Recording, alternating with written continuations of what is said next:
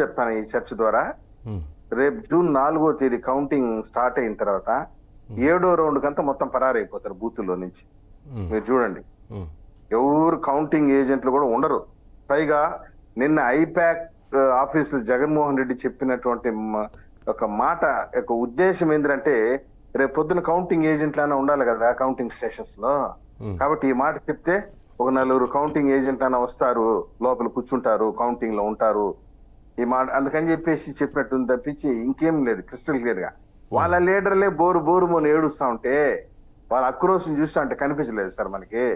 ఆ అంబటి రాంబాబు, ఆ కొడాలి రాని, రోజా గారు అయితే మీరు నమ్ముతారు నమ్మరు, పోలింగ్ రోజే బయటకు వచ్చి ఆమె ప్రెస్ మీట్ పెట్టి చెప్పేసింది, నా నాయకులే నన్ను వెన్నుపోటు పొడిచారు, నేను ఎవరినైతే పెంచి పోషించా నా నాయకులు క్రిస్టల్ క్లియర్ గా వెన్నుపోటు పొడిచారు, నాకు తెలుగుదేశం పార్టీ వాళ్ళకన్నా మా నాయకులతోనే పోరాటం చేశానని చెప్పి నిజమే అని చెప్పింది.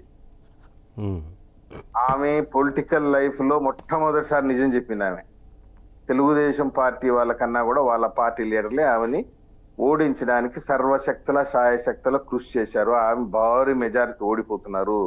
ఓటుకు 3,000 కూడా పంచింది ఆమె. ప్రజలైతే తీసుకున్నారు, పబ్లిక్ మాత్రం 3,000 తీసుకున్నారు. పలమనేరులో వెంకటే గౌడ్ అని అతను 3,000 పంచాడు. ఎవరు కూడా ఓటేసే పరిస్థితిని క్రిస్టల్ క్లియర్ గా చెప్పేశారు. ఏం చూసి ఓటేయాలా? మొన్న టీవీ 10 లో టీవీ 9 లో ఇంటర్వ్యూ జగన్మోహన్ రెడ్డి చెప్తాన్నాడు, why not 175, why not Pithapuram, why not Mangalagiri, why not Kuppam. మరి ఇన్ని వైనాట్లతో ఉన్న వ్యక్తి నిన్ను ఎలా నమ్ముతారు ప్రజలు? ఏం చూసి నీకు 175 ఇస్తారు? మీరు వైనాట్ కడప అన్నారుగా, ఇక వైనాట్ చూస్తే అంతే ఉందా? వైనాట్ పులివెందుల్లో కూడా ఉన్న విషయం చెప్తాను సార్, 71,000 భారీ మెజారిటీతో గెలిచాడు పోయినసారి. I think 71,000. ఈసారి అంత లేదు. బొటాబోటీ మెజారిటీతో బయటపడినా ఆశ్చర్యపడలేదు, లేదు నిన్న మించిపోయి ఎత్తిపోయినా ఆశ్చర్యపోపని లేదు పులివెందుల. అదే నేను కడప ఎంపీ గురించి మాట్లాడుతున్నానండి. కడప ఎంపీ కొట్టినట్టేనా సార్? కడప ఎంపీ మీరు క్రిస్టల్ క్లియర్ రాసి పెట్టుకోండి. భూపేష్ రెడ్డి గారు దాదాపు 1,00,000 ఓట్ల మెజారిటీతో గెలుస్తున్నారు, ఏం సందేహం లేదు దాంతో. క్రిస్టల్ సార్ శ్రీకాకుళం నుండి చిత్తూరు వరకు ఒకే రకమైనటువంటి ఓటింగ్ ప్యాటర్న్ కనిపించింది సార్.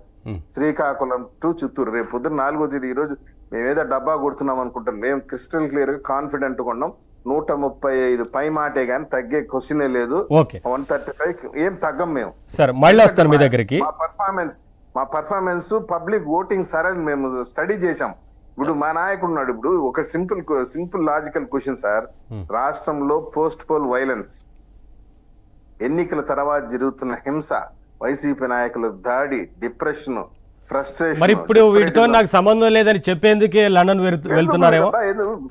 ఇప్పుడు సంబంధం లేదనేది కాదు, ఈ పరిస్థితుల్లో రాష్ట్రం అట్టుడుతుంటే నీ క్యాడర్ ఈ విధంగా దాడులు తెగబడుతుంటే వాళ్ళకి చెప్పాల్సి, ఒరే నాయన ఇటువంటి దాడులు పాల్పడబోకుండా రేపు పొద్దున వాళ్ళు రూలింగ్ జూన్ 8వ తేదీకి వస్తే మళ్ళీ మరి పరిస్థితి దారుణంగా ఉంటుంది చెప్పి వాళ్ళు సర్ది చెప్పాల్సింది పోయి నువ్వు లండన్ తురుమనేస్తున్నావు. నువ్వేమో తురుమనేసినావు లండన్ కి.